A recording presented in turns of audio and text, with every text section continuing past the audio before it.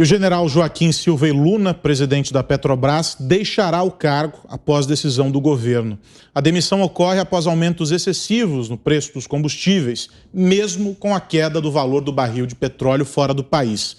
O presidente Jair Bolsonaro ainda não anunciou a baixa e nem escolheu qual o nome que substituirá Silva e Luna no comando da Petrobras. Mais uma mudança, Zé Maria. Pois é, olha, isso aí já estava meio que esperado, né? Porque o presidente estava publicamente reclamando da Petrobras, e com razão. Veja bem, se é uma empresa estatal, governamental, não é possível não ter, pelo menos, um alinhamento com o governo no sentido de definir o momento e o tipo de aumento, como se dará, como seria esta atualização. Eu acredito no mercado, existem regras no mercado que nenhum governante pode alterar. Só que nós estamos vivendo numa época aí de aviltamento do mercado. Há uma carência muito grande no mercado internacional de petróleo e muito mais ainda dificuldade de transporte, ou seja, há uma dificuldade e isso encarece muito o preço. O Silva e Luna, ele chegou na Petrobras exatamente para fazer esta interlocução, mas acontece que quando é eleito, né, porque é indicado pelo presidente da República, mas eleito ali pela diretoria da Petrobras, o governo tem 7 dos 11 diretores da empresa, ali ele acaba entendendo que se trata de uma empresa de capital aberto. Olha a situação da Petrobras. A Petrobras está com um pé no governo e um pé na iniciativa privada. E isso não funciona. Ou ela será uma empresa estatal, pública, né, num controle total do governo, ou então ela será uma empresa privada. Não é para receber dividendos que o governo tem estatais. Sabe por quê? Porque quando a coisa dá errada, é o governo que tem que pagar através aí de recursos públicos. Então, mais um presidente, né, que sai da Petrobras exatamente no meio desse debate sobre como reajustar.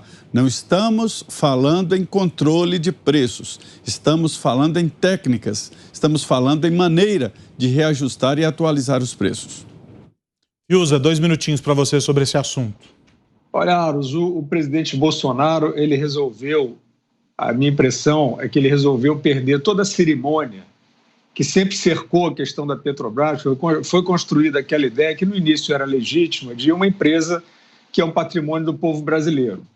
Depois que a Petrobras passou a ser sucessivamente saqueada, esteve no centro do maior escândalo de corrupção do mundo, talvez, possivelmente, né, dentro de democracia, o presidente Bolsonaro acho que começou tateando e depois, hoje em dia, ele perdeu a cerimônia. Ele que já foi estatizante e não esconde isso, fez uma conversão, né, uma doutrina representada no governo dele pelo ministro Paulo Guedes, liberal, e não tolera mais a chamada Petrossauro, né? E aí está, então, na minha opinião, a postura de um presidente que, diante dos sacrifícios inúmeros, né, que a sociedade faz nessas crises sucessivas, pandemia, guerra, etc., é um presidente que não transige, não tolera mais a Petrossauro, mesmo moralizada depois do Petrolão petista pelo ex-ministro Pedro Parente.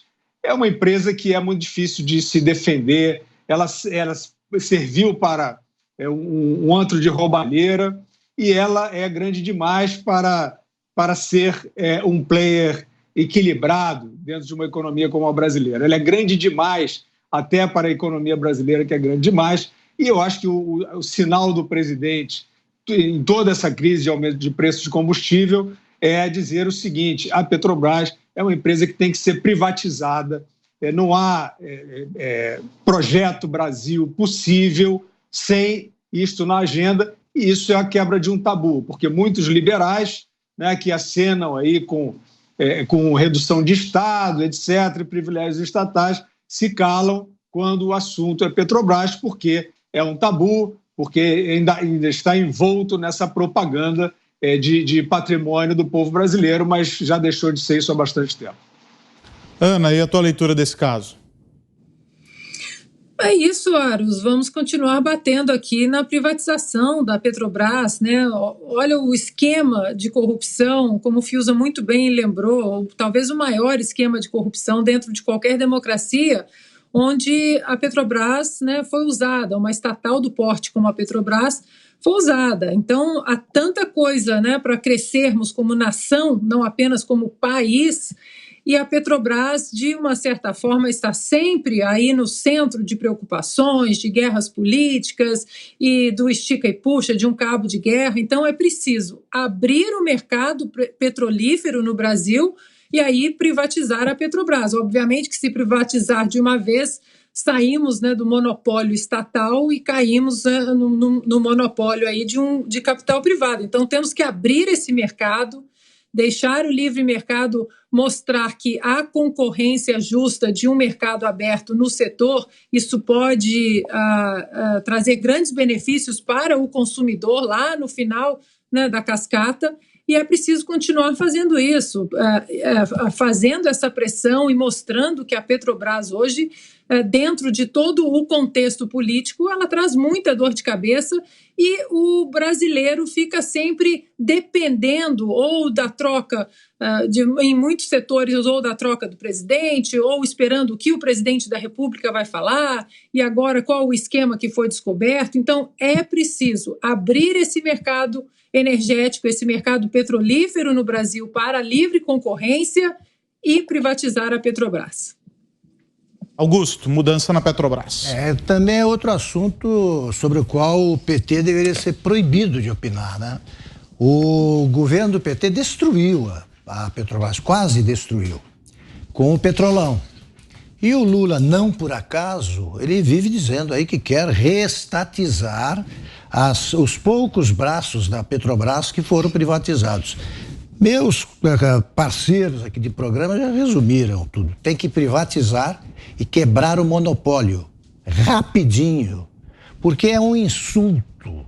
Você vê o povo brasileiro saber, depois de 2 anos de pandemia e no começo de uma guerra, que os diretores da Petrobras estão embolsando aí prêmios, né, por bom desempenho, tal, extraordinários. Isso não existe. Está na hora de ser privatizada e, repito, tem de acabar o monopólio. É isso que tem de ser feito.